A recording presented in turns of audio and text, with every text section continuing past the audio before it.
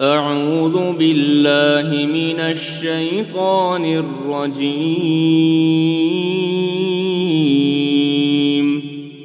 بسم الله الرحمن الرحيم.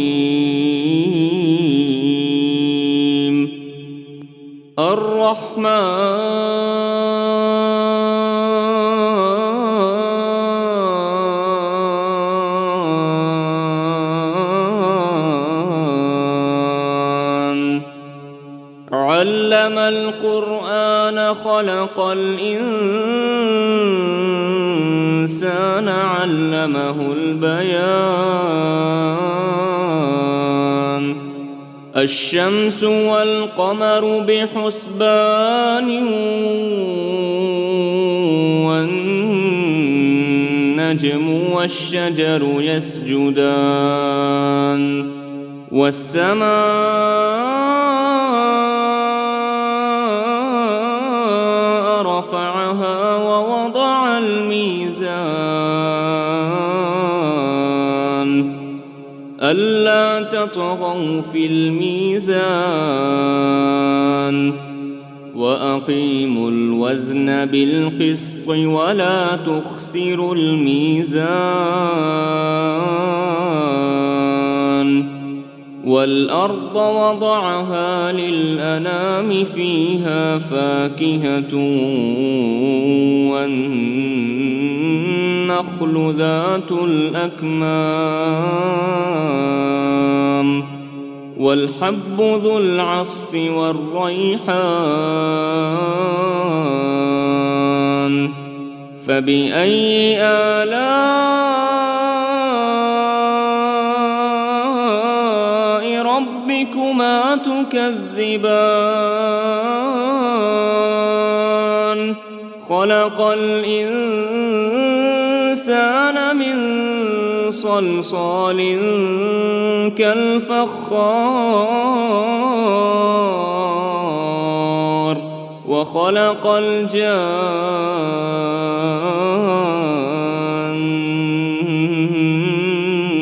من مارج من نار. فبأي آلاء ربكما تكذبان؟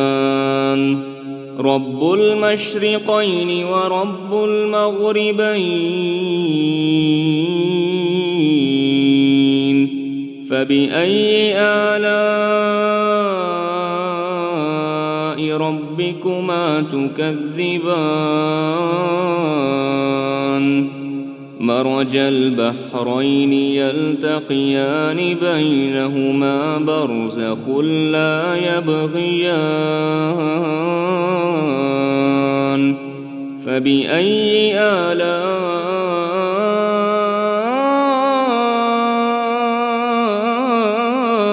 ربكما تكذبان؟ يخرج منهما اللؤلؤ والمرجان. فبأي آلاء ربكما تكذبان؟ وله الجوار المنشآت في البحر كالأعلام.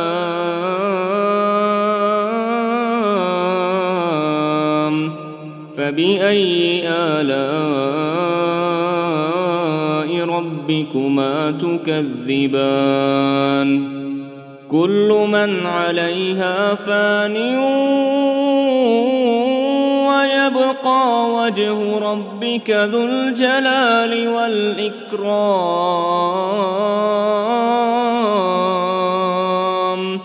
فبأي آلاء ربكما تكذبان؟ يسأله من في السماوات والأرض كل يوم هو في شأن.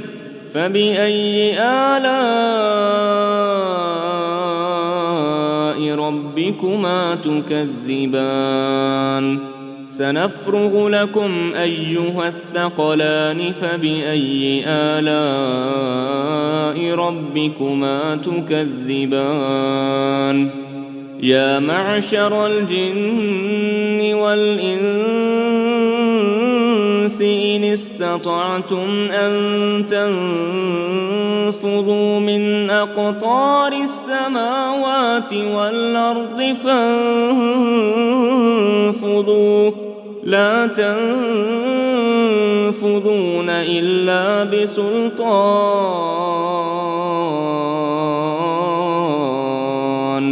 فبأي آلاء ربكما تكذبان يرسل عليكما شواظ من نار ونحاس فلا تنتصران فبأي آلاء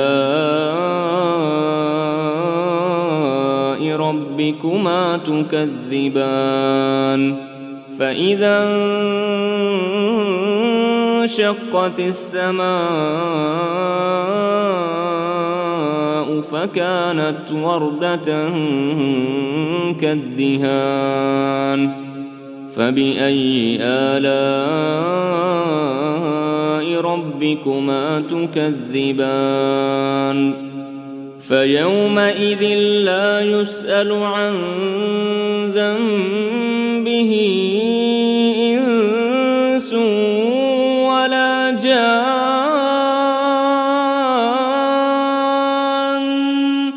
فبأي آلاء ربكما تكذبان يعرف المجرمون بسيماهم فيؤخذ بالنواصي والأقدام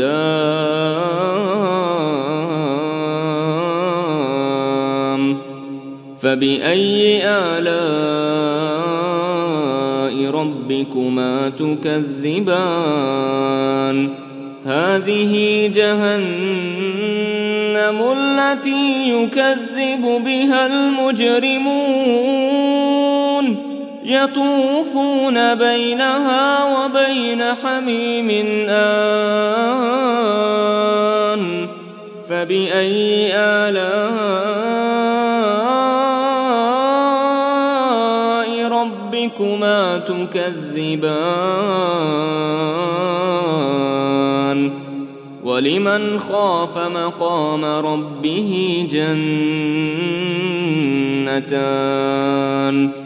فبأي آلاء ربكما تكذبان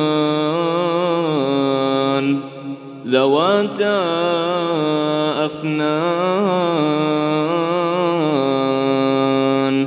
فبأي آلاء ربكما تكذبان فيهما عينان تجريان فبأي آلاء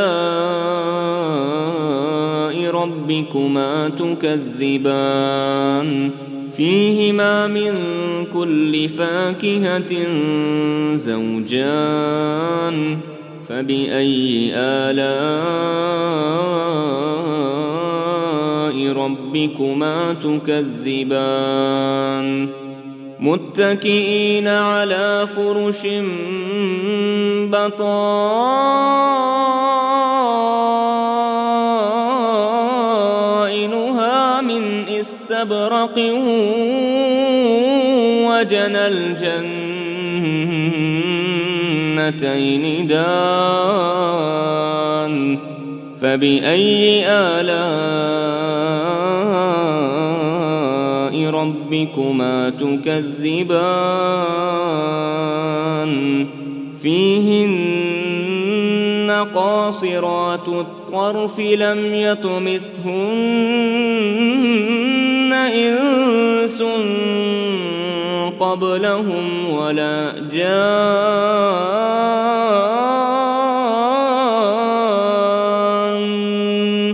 فبأي آلاء ربكما تكذبان كأنهن الياقوت والمرجان فبأي آلاء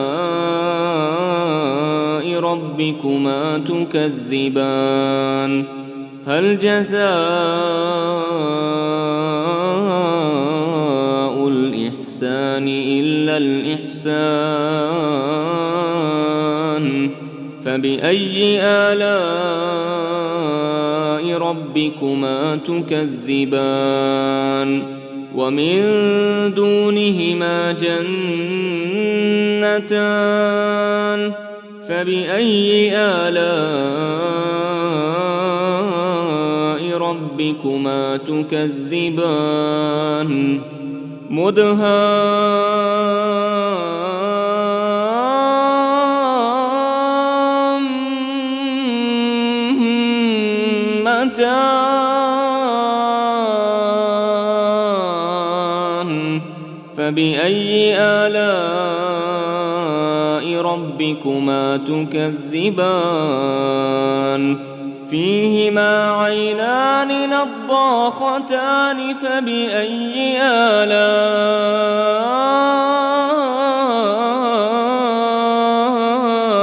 ربكما تكذبان فيهما فاكهة ونخل ورمان فبأي آلاء ربكما تكذبان فيهن خيرات حسان فبأي آلاء ربكما تكذبان حور مقصورات في الخيام فبأي آلاء ربكما تكذبان لم يطمثهن إنس قبلهم ولا جان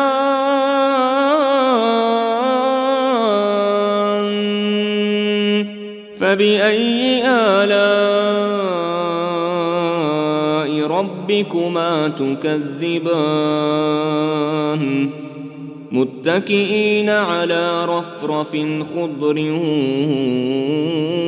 وعبقري حسان فبأي آلاء ربكما تكذبان تبارك اسم ربك ذي الجلال والإكرام